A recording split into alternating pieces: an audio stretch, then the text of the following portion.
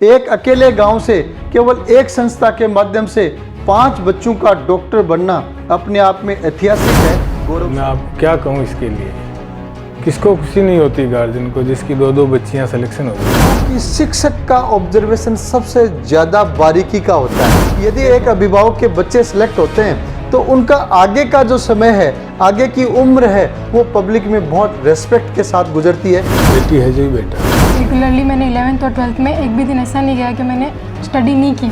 जिन students को 12वीं के साथ नीट क्रैक करना है, उनको किन किन बातों का ध्यान रखना चाहिए। आप नमस्कार दोस्तों, ग्रामीण परिवेश में असंख्य प्रतिभाएं होती हैं। यदि उन प्रतिभाओं को अच्छा प्लेटफॉर्म मिल जाए तो वो सफलता के नए आयाम स्थापित करते हैं।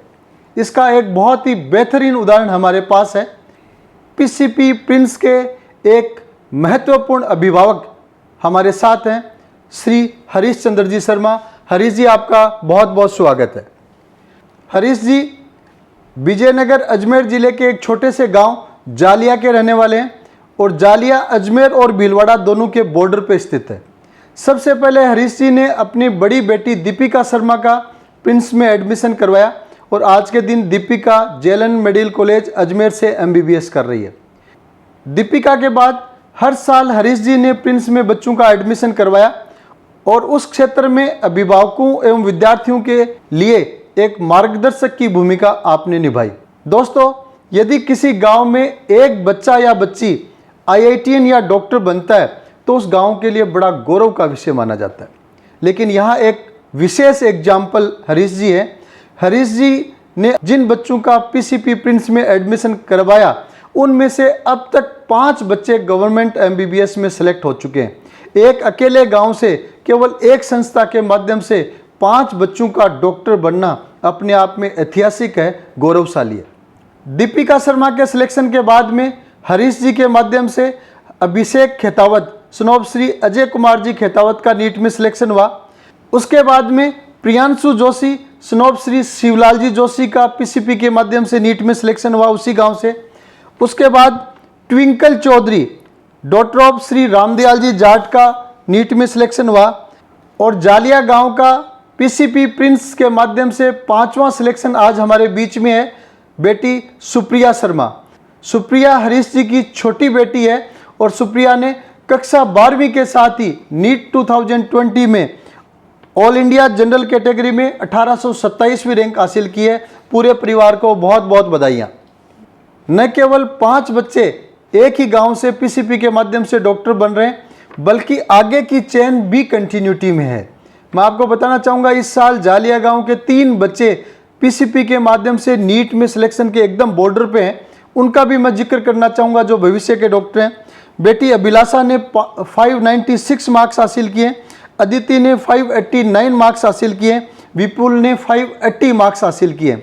मीन्स मैं आपको दावे के साथ कहना चाहूँगा कि जालिया गांव में पीसीपी से अभी तक 5 सिलेक्शन हुए हैं, लेकिन आने वाले समय में ये फिगर बहुत जल्दी 10 होने वाला है।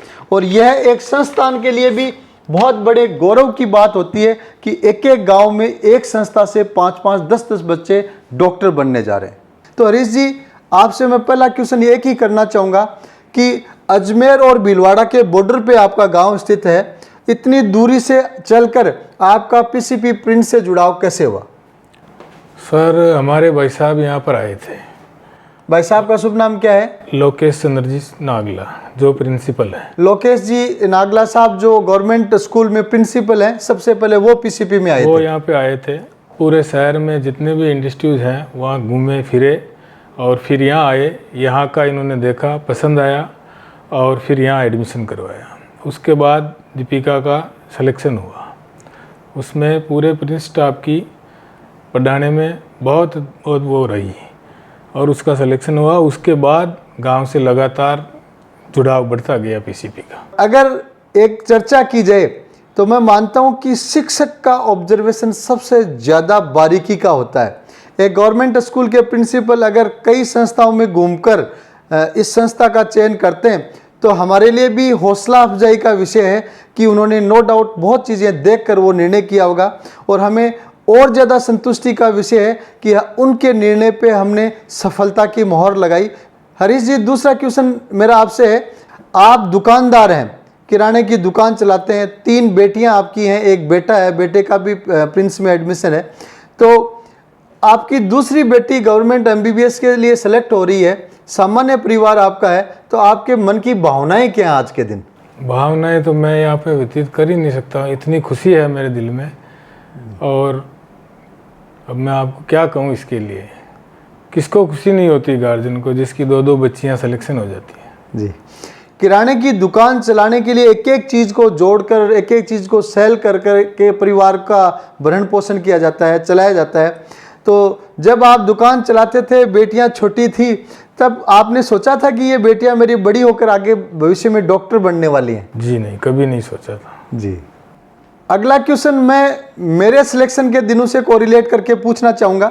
तो हरीश जी बताएं कि आज से 5 साल पहले जब बेटियां सिर्फ पढ़ाई कर रही थी, सिलेक्शन नहीं हुआ था, और आज का दिन, इन दोनों में गांव में आपके सम्मान में कोई फर्क आया है? बिल्कुल आया साहब, बच्चियों के हिसाब से बहुत आया। जी। जिस दिन इसका रिजल्ट आया था जी। उस दिन कम से कम 200 आदमियों ने मेरे को आके पूछा सुप्रिया के कितने नंबर आए, और सब इसको शाबाशी देते हैं कि भाई पहली बार में तो नहीं नंबर आया। बहुत ये कम तौर पे ही होता है कि भाई 12वीं के साथ में सिलेक्शन होता है किसी का। तो एक चीज़ मैंने भी देखी थी कि जब मेरा गवर्नमेंट MBBS में SMS मेडिकल कॉलेज सिलेक्शन हुआ था, तो मेरे पापा जी का चारों तरफ सम्मान, रेस्पेक्ट अलग होने लग गया था, सब लोग महत्व देने लग गए थे, अलग बातचीत का नज़रिया हो गया था। इसलिए मेरे दिमाग में आई कि मैं हरीश जी से जानूं, यदि एक अभिभावक के बच्चे सेलेक्ट होते हैं तो उनका आगे का जो समय है, आगे की उम्र है, वो पब्लिक में बहुत रेस्पेक्ट के साथ गुजरती है कि इनके बच्चे इस तरीके से आगे बढ़ रहे हैं, सफल हो रहे हैं। तो संवाद को आगे बढ़ाने से पहले मैं सम्मान की श्रृंखला को आगे बढ़ाना चाहूँगा कि JP शर्मा सर, सावरमल जी सर और KP जी सर आगे आएँ और इस गौरवशाली परिवार का साफा पहनाकर मोमेंटो देकर सम्मान करें।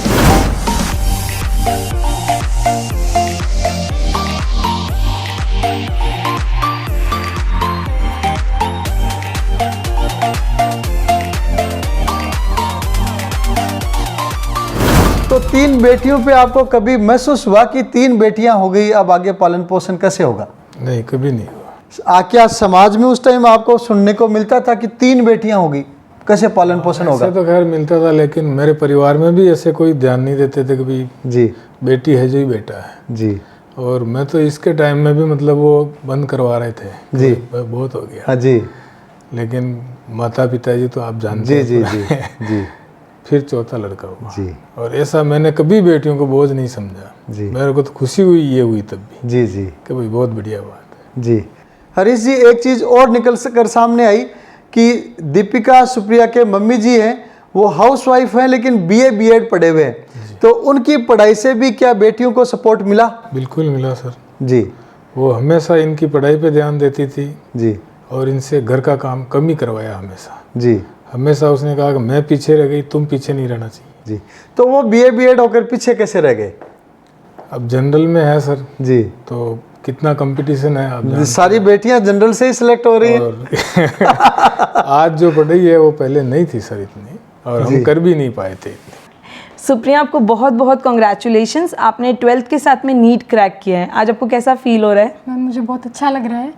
सुप्रिया, आपकी इस सफलता के पीछे आपके स्वयं के अलावा आप किन किन चीज़ों को क्रेडिट देना चाहेंगे? मैम मेरे पेरेंट्स, ग्रैंड पेरेंट्स और PCP के सारे टीचर्स का बहुत बड़ा योगदान रहा इसमें, और कंटिन्यूअस पढ़ाई करने का पूरा PCP की टीम ने मेरा साथ दिया कि पूरी रेगुलरली मैंने 11th और 12th में एक भी दिन ऐसा नहीं गया कि मैंने स्टडी नहीं की हो। सुप्रिया ने प्राज्ञ पब्लिक स्कूल विजयनगर अजमेर से 92.67% से 10th किया। उसके बाद 11th में PCP में एडमिशन लिया, और जैसा कि मेरी जानकारी में आया है कि आपने 12th राजस्थान बोर्ड में 93.60% बनाए, मीन्स फाउंडेशन कोर्स करके भी बोर्ड में भी परसेंटेज बना लिए, और 1827वीं all India general category rank के साथ 12वीं के साथ आपने नीट भी क्रैक कर दिया। 2 घोड़ों की सवारी एक साथ, वो भी कुशलता के साथ, क्या कारण रहा? सर जो फिजिक्स, केमिस्ट्री, बायो नीट में पढ़ाते हैं सर वही बोर्ड में आ जाता है, और PCP में हिंदी और इंग्लिश की रेगुलरली क्लासेस चलती है, तो सर कुछ बचा ही नहीं था जो बोर्ड के अंदर मेरी कमी पड़ जाए, तो इसलिए बोर्ड में भी मेरे अच्छे परसेंटेज बने और मैंने नीट भी क्लियर कर लिया। तो सुप्रिया, 10वीं आपने गांव से डे स्कॉलर के रूप में पढ़ा और एक छोटे से बच्चे थे जब यहाँ 11वीं में आए थे, पहली बार हॉस्टल में आए। हॉस्टल का लाइफ इतना इजी भी नहीं होता सेटल होने में। आपको शुरुआती दिनों में क्या फील हुआ? सर मुझे तो इतना प्रॉब्लम नहीं हुआ क्योंकि सर मेरे फैमिली के सिस्टर वगैरह यहाँ पे पहले से थे। मेरी बड़ी सिस्टर को प्रॉब्लम हुआ था थोड़ा और फिर धीरे धीरे सही हुई। सुप्रिया, लॉकडाउन के कारण नीट की परीक्षा बार बार पोस्टपोन्ड हुई, इससे आपको क्या नेगेटिव इम्पैक्ट आया और क्या पॉजिटिव इम्पैक्ट आया? सर नीट पहले भी होती तो मेरी रैंक इससे कम नहीं आती। पहले भी मेरी इतनी तैयारी थी और लॉकडाउन में भी मैंने पूरी कंटिन्यूस रखी अपनी स्टडी को और पीसीपी की ऑनलाइन क्लासेस भी ली और डाउट काउंटर्स भी पीसीपी के ऑनलाइन होते हैं, उनसे सब डाउट क्लियर किए। तो सुप्रिया, आप बताएं कि जिन स्टूडेंट्स को 12वीं के साथ नीट क्रैक करना है उनको किन किन बातों का ध्यान रखना चाहिए, आप क्या एडवाइस देना चाहेंगे? सर उनको हमेशा रेगुलरली स्टडी करनी चाहिए। एक मतलब ऐसे नहीं कि थोड़ी देर पढ़े और फिर थोड़े दिन छोड़ दिया। कंटिन्यूस 11th और 12th में सर अगर रखेंगे स्टडी को तो सर नीट क्रैक श्योरली कर लेंगे। तो हरीश जी, संवाद के दौरान एक और रोचक तथ्य सामने आया और मैं चाहूँगा कि दर्शक भी उस तथ्य से रूबरू हो। तो हरीश जी बताएं कि बेटी सुप्रिया का आपने पीसीपी में एडमिशन क्या सोचकर कैसे करवाया? सर मैं मेरी सेकंड बेटी का एडमिशन लेके आया था यहाँ पे जी। उस टाइम मैंने आपको बोला था कि मेरी एक तीसरी बच्ची है, उसके भी 92% कुछ बने हैं जी। तो फिर आपने कहा उसको नहीं पढ़ा रहे हो। मैंने कहा सर नहीं पढ़ा रहा हूँ, यहाँ नहीं पढ़ाऊँगा। जी। तो आपने मेरे को कहा नहीं ऐसा नहीं होगा और आप उस बच्ची को भी यहीं पढ़ाओ। जी। जी। और सुप्रिया का भी एडमिशन उसी दिन करवाया, जबकि मैं घर से सोच के ये नहीं आया था कि भाई सुप्रिया को यहाँ पढ़ाना है जी। लेकिन आपके प्रोत्साहन से मैंने इसको यहाँ भर्ती करवाया। तो हरीश जी, इसी क्वेश्चन में एक क्वेश्चन मैं और जोड़ना चाहूँगा क्योंकि संवाद से सामने आया कि सुप्रिया का पीसीपी प्रिंस में एडमिशन अनप्लान्ड हुआ है। बड़ी बेटी का आप एडमिशन कराने आए थे, चर्चा की, हमने आपको मोटिवेट किया तो आपने छोटी बेटी सुप्रिया का भी एडमिशन करवा दिया।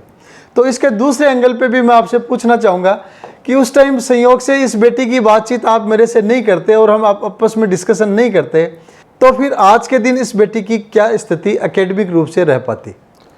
सर वो 12वीं में तो जैसे परसेंटेज तो ये बना लेती वहाँ पे जी, लेकिन नीट में सिलेक्शन नहीं हो पाता हमारे के। तो निसंदेह एक आपसी संवाद और चर्चा के कारण ही इस बेटी को यहाँ जोड़ लिया गया और फाइनली ये बेटी परिवार और संस्था दोनों के लिए गौरवशाली बन गई। आपका स्नेह और विश्वास यूं ही बना रहे। बहुत बहुत बधाइयाँ, बहुत बहुत आभार।